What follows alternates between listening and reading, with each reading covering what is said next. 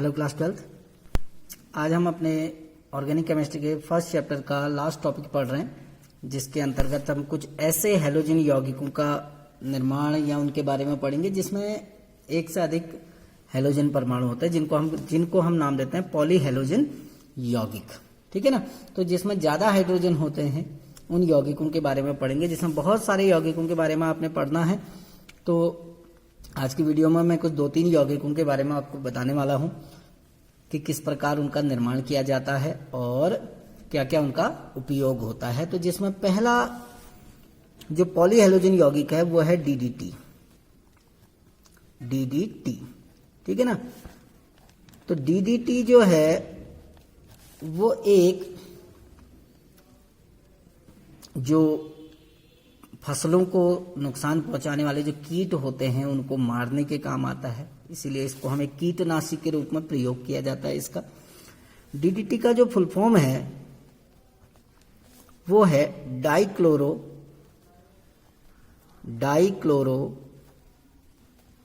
Diphenyl ट्राइक्लोरोएथेन। ये इसका full form है, आईयूपीएसी नाम नहीं है, इसका सामान्य नाम है ये डाइक्लोरो डाइफेनिल ट्राइक्लोरोएथेन।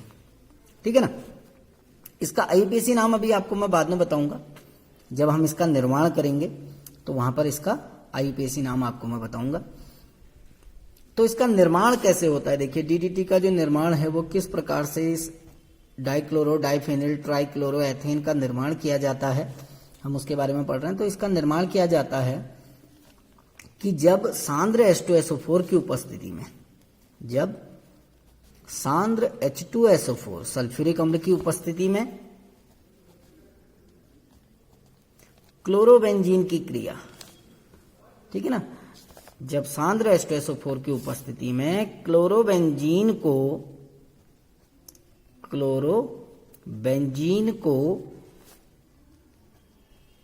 एक पदार्थ के साथ गर्म करते हैं जिसको नाम दिया जाता है क्लोरल। जब क्लोरोबेंजीन को क्लोरल के साथ गर्म किया जाता है, तो जब हम सांद्र H2SO4 की उपस्थिति में क्लोरोबेंजीन को क्लोरल के साथ गर्म करते हैं तो आपका डीडीटी बनता है, गर्म किया जाता है तो आपका डीडीटी का निर्माण होता है। अब अभिक्रिया देखो कैसे, सिंपल सी रिएक्शन है, आपको याद रखनी है कि क्लोरोबेंजीन, आपको पता है क्लोरोबेंजीन की संरचना, ये हमारा क्लोरोबेंजीन है और ये क्लोरोबेंजीन का हमारा दूसरा अणु है। क्लोरोबेंजीन के 2 अणु क्रिया करते हैं और हमें पता है यहां पर भी एक हाइड्रोजन होगा, इधर भी एक हाइड्रोजन होगा, ये है क्लोरोबेंजीन। अब हमने क्लोरोबेंजीन की क्रिया करानी है किसके साथ, दूसरा पदार्थ है क्लोरल। क्लोरल होता है CCl3CHO, ये क्लोरल है, CCl3CHO ये क्लोरल है। तो हमने क्या किया, क्लोरोबेंजीन की क्रिया कराई, क्लोरल के साथ गर्म किया इसको सांद्र H2SO4 की उपस्थिति में। तो एरो के यहां पर आप लिख देंगे सांद्र H2SO4।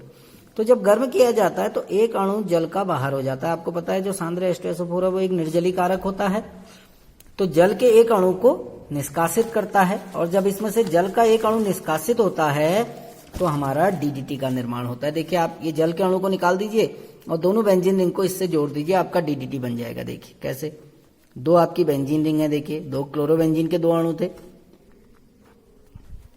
तो ये क्लोरोबेंजीन के 2 अणु हैं और ये दोनों अणु किससे जुड़ जाएंगे, देखिए अब इस CH से जुड़ जाएंगे, तो CH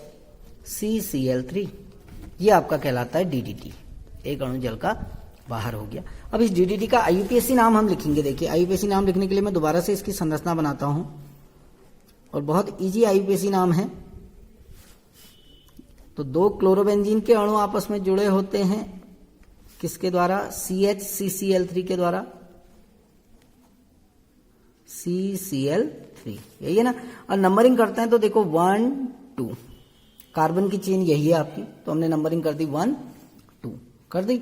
अब देखो दूसरे कार्बन पर 2 बड़े बड़े समूह लगे हैं, देखो अगर हम इस यौगिक को नाम दें, इसको, ये क्या है, क्लोरोबेंजीन है ना, ये है क्लोरोबेंजीन। लेकिन ये क्लोरोबेंजीन कब, जब यौगिक होगा। यहां पर ये दोनों प्रतिस्थापी समूह हैं।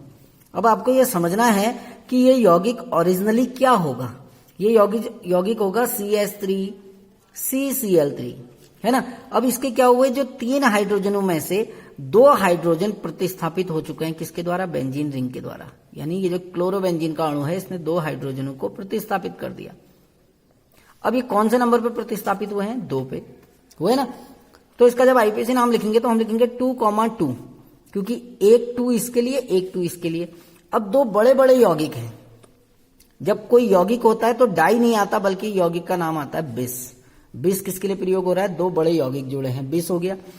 अब ब्रैकेट स्टार्ट होगा, यहां भी नंबरिंग करते हैं, देखो 1 2 3 4, क्योंकि इस कार्बन से साइड चेन क्या जुड़ी है, बेंजीन, और बेंजीन से भी एक साइड चेन जुड़ी है, क्लोरो, है ना। क्लोरो कौन से नंबर पे है, 4 पे, तो अंदर हम लिख देंगे 4-क्लोरोफेनिल, 4-क्लोरोफेनिल। ये हमने इतने को नाम दे दिया है। 2,2, 2,2, 2 ग्रुप जोड़े हैं तो 2,2, 2 बड़े बड़े ग्रुप हैं तो बिस आ गया। 4 पे क्लोरो जुड़ा है तो 4-क्लोरो, और बेंजीन को फेनिल कहते हैं तो 4-क्लोरोफेनिल। अब आप देखना 1 पे 3 क्लोरीन जुड़े हैं तो हम क्या कहेंगे, 1,1,1 ट्राइक्लोरोएथेन। ट्राइक्लोरो, मैंने आधा हिंदी आधा इंग्लिश लिख दिया, आप जैसे लिखना चाहो, ट्राइक्लोरोएथेन। अब एथेन क्यों आया, क्योंकि मुख्य श्रृंखला कितने कार्बन की है, 2, और 1 पे 3 क्लोरीन जुड़े हैं। तो अगर इतने का नाम हम देखें तो इतने का नाम क्या होगा, 1,1,1 ट्राइक्लोरोएथेन, इतने का नाम होगा ट्राइक्लोरोएथेन।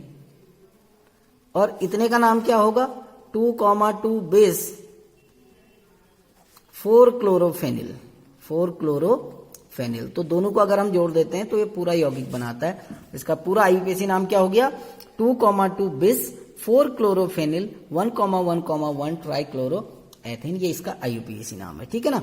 अब हम इसके यूजेस देखते हैं कि उपयोग क्या है डीडीटी के उपयोग। तो डीडीटी का जो निर्माण हुआ था वो 1873 में हुआ था, ठीक है ना। 1939 में एक स्विट्जरलैंड के साइंटिस्ट थे, उनका नाम था पॉल मुलर। उन्होंने बताया कि ये कीटनाशक के रूप में प्रयोग किया जाता है। मैंने पहले ही कहा था कि फसलों को नुकसान पहुंचाने वाले कीटों को मारने के लिए आज भी डीडीटी का प्रयोग किया जाता है। तो बन तो 1873 में किया गया था, लेकिन इसकी उपयोगिता जो स्थापित की गई वो सन 1939 में की गई, मुलर द्वारा की गई, और ये बताया गया कि इसको एक कीटनाशक के रूप में प्रयोग किया जा सकता है, और इसके लिए मुलर को नोबेल प्राइज भी मिला था, ठीक है ना। तो फसलों के प्रति इसको बहुत ज्यादा इफेक्टिव देखा गया, ठीक है ना। और शुरू में ये भी देखा गया कि ये एक मलेरिया रोधी भी था, क्योंकि इससे जो मलेरिया फैलाने वाले जो एनाफ्लीज मच्छर हैं वो नष्ट हो जाते थे, ठीक है ना। लेकिन बाद में ये देखा गया कि डीडीटी जो है वो जो एक्वेटिक एनिमल होते हैं जैसे मछलियां हैं उनके लिए बहुत ज्यादा विषैला था। और इसके सबसे मुख्य समस्या यही थी कि जो डीडीटी है वो जैव अनअपघटनी है, जैव अनअपघटनी। अनअपघटनी का मतलब होता है कि जो जिसका अपघटन नहीं होता है। तो ये अब जब अपघटन नहीं होगा तो ये फसलों में हमने डीडीटी का प्रयोग किया, माना कोई सब्जियां हैं, पत्तेदार सब्जियां, उसमें हमने डीडीटी का प्रयोग किया। तो डीडीटी क्योंकि जैव अनअपघटनीय होता है, तो जब वो पत्तियों के द्वारा ये हमारे शरीर में जाता है तो हमारे जो ऊतक होते हैं उन ऊतकों में जम जाता है, क्योंकि अपघटन होता नहीं है, शरीर के अंदर जाने में इसका अपघटन नहीं होता है। जब अपघटन नहीं होगा तो ये हमारे जो ऊतक है उसमें जम जाता है और ऊतकों को नष्ट करने लगता है, ठीक है ना। इसीलिए 1973 में यूएसए ने इस पर बैन लगा दिया गया। यूएसए ने 1973 में इसको बैन कर दिया गया डीडीटी को। लेकिन अभी भी बहुत सारे देशों में ये इसका प्रयोग किया जाता है कीटनाशक के रूप में। लेकिन हालांकि कीटनाशक के रूप में एक हानिकारक पदार्थ है, क्योंकि जब फसलों में इसको डाला जाता है, इसका छिड़काव किया जाता है, तो ये उन फसलों के माध्यम से हमारे शरीर में आ जाता है किसी कारण से, और जब हमारे शरीर में आता है तो हमारे ऊतकों में जमने लगता है। क्योंकि जैव अनअपघटनीय है तो अपघटन होता नहीं है, इसलिए हमारे टिश्यूज में जम जाता है, और जब हमारे ऊतकों में जमता है तो धीरे धीरे ऊतकों को नष्ट करने लगता है, ठीक। अब हम अपने दूसरे यौगिक के बारे में पढ़ते हैं जो है BHC।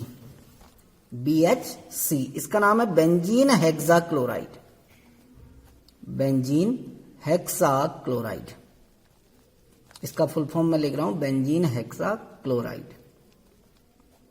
तो जो BHC है ये भी एक प्रकार का कीटनाशक है। जैसे DDT एक कीटनाशक होता है वैसे ही आपका एक BHC भी एक प्रकार का कीटनाशक होता है, ठीक है ना। अब इसका निर्माण कैसे किया जाता है BHC का हम देखते हैं। तो BHC का निर्माण होता है कि जब बेंजीन का हैलोजनीकरण किया जाता है, तो मैं यहां पर लिख रहा हूं कि जब सूर्य के प्रकाश में बेंजीन का, अब हैलोजनीकरण करें क्योंकि हमको कौन सा समूह लाना है, क्लोराइड, तो हम हैलोजनीकरण यानी हम करेंगे क्लोरीनीकरण, बेंजीन का क्लोरीनीकरण किया जाता है तो BHC बनता है। लेकिन याद रखना कि यहां पर जो क्लोरीनीकरण होगा वो हैलोजन वाहक की अनुपस्थिति में होगा, हैलोजन वाहक की उपस्थिति में नहीं होगा, यानी AlCl3 या FeCl3 का प्रयोग हम नहीं करेंगे। तो सिंपली आपका रिएक्शन सिंपल एक रिएक्शन है कि हमारे पास बेंजीन है, बेंजीन का हम क्लोरीन से क्रिया कराएंगे, क्लोरीनीकरण सनलाइट के प्रेजेंस में होगा, HNO हमने लिख दिया। तो होता क्या है, आपको ये ध्यान देना कि बेंजीन में प्रत्येक स्थान पर एक एक क्या होता है, हाइड्रोजन होता है ना। तो ये 6 क्लोरीन इन 6 स्थानों पर जुड़ जाती हैं। अब ये देखना कि हाइड्रोजन प्रतिस्थापित नहीं होगा, योगात्मक अभिक्रिया है, ठीक है ना, योगात्मक अभिक्रिया है। और 6 के 6 क्लोरीन 6 स्थानों पर जुड़ जाते हैं, और जब 6 स्थानों पर क्लोरीन जुड़ जाएंगी तो सारे के सारे डबल बॉन्ड अपचयित हो जाएंगे सिंगल बॉन्ड में। तो ये जो यौगिक बना इसको हम BHC कहते हैं, BHC बेंजीन हेक्साक्लोराइड। इसको 666 इसको 666 नाम भी दिया जाता है। 666 इसलिए क्योंकि आप देखना यहां पर एक एक हाइड्रोजन भी है, प्रत्येक स्थान पर एक एक हाइड्रोजन भी है। मैंने पहले कह दिया कि हाइड्रोजन विस्थापित नहीं हुआ है यहां पर से, बल्कि योगात्मक अभिक्रिया है, 6 के 6 क्लोरीन जुड़ गई है, केवल डबल बॉन्ड सिंगल बॉन्ड में रिड्यूस हुआ है। तो इसमें 6 आपके कार्बन है, आपको दिख रहे हैं 6 स्थानों पर 6 कार्बन, 6 हाइड्रोजन है, 6 क्लोरीन है, इसलिए इसका नाम 666 होता है, ठीक है ना। इसको जो व्यावसायिक जो नाम है इसका 666 नाम है, या इसको हम लिंडेन भी कहते हैं, इसका जो व्यावसायिक नाम है वो लिंडेन भी है, ठीक हो गया ना, लिंडेन भी कहते हैं इसको, 666 नाम भी दिया जाता है। और ये जो इसी का एक और नाम है, इसी को हम नाम देते हैं गैमेक्सिन भी कहते हैं। तो गैमेक्सिन के रूप में भी ये प्रयोग किया जाता है, ये इसके व्यावसायिक नाम है जिस नाम पर ये मार्केट में उपलब्ध होता है। तो चाहे 666 कहें, चाहे आप लिंडेन कहें, चाहे आप गैमेक्सिन कहें, ये एक प्रकार का कीटनाशक है और इसका उपयोग जो है वो कीटनाशक के रूप में होता है। तीसरा यौगिक है हमारा फ्रेयॉन। फ्रेयॉन जो होता है वो वातानुकूलितों यानी जो AC है, AC में प्रयोग होने वाला, फ्रेयॉन जो है वो AC में प्रयोग होने वाला क्या है, प्रशीतक है। प्रशीतक यानी होता है जो किसी पदार्थ को क्या करता है, ठंडा रखने वाला। तो फ्रिज है, AC है, उनमें एक किसके रूप में प्रयोग होता है, एक प्रकार का पदार्थ है जो फ्रिज के अंदर ठंडा मौसम बनाए रखता है, या AC से जो ठंडक आती है वो इसी कारण से आती है। इसलिए इसको जो AC है या जो आपके वातानुकूलित है उनमें एक बहुत अच्छा पदार्थ माना जाता है, उनमें इसका प्रयोग होता है। लेकिन इसके नुकसान भी हैं, अभी हम आगे पढ़ेंगे। नुकसान ये होता है कि ये ओजोन परत को हानि पहुंचाता है, ठीक है ना। तो फ्रेयॉन सामान्यतया 4 प्रकार के होते हैं हमारे, ठीक है ना। फ्रेयॉन आपके 4 प्रकार के होते हैं। एक होता है फ्रेयॉन 14, दूसरा होता है फ्रेयॉन 13, ऐसी फ्रेयॉन 12 और फ्रेयॉन 11।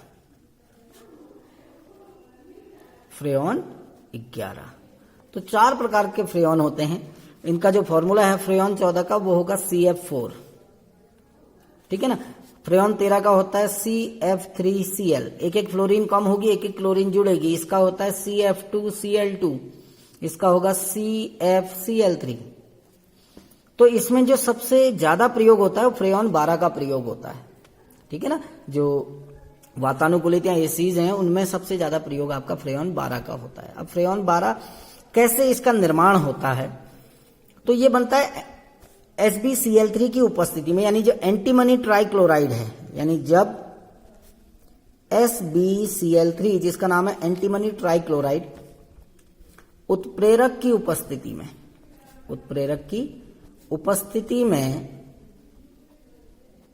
CCl4 कार्बन टेट्राक्लोराइड से HF हाइड्रोजन फ्लोराइड गैस प्रवाहित की जाती है, HF गैस प्रवाहित की जाती है, तो आपका फ्रेयॉन 12 बनता है। कैसे देखो, अब कार्बन टेट्राक्लोराइड क्या है, CCl4, इसमें कौन सी गैस प्रवाहित कर रहे हैं हम, हाइड्रोजन फ्लोराइड, उपस्थिति एंटीमनी ट्राइक्लोराइड है SbCl3, है ना।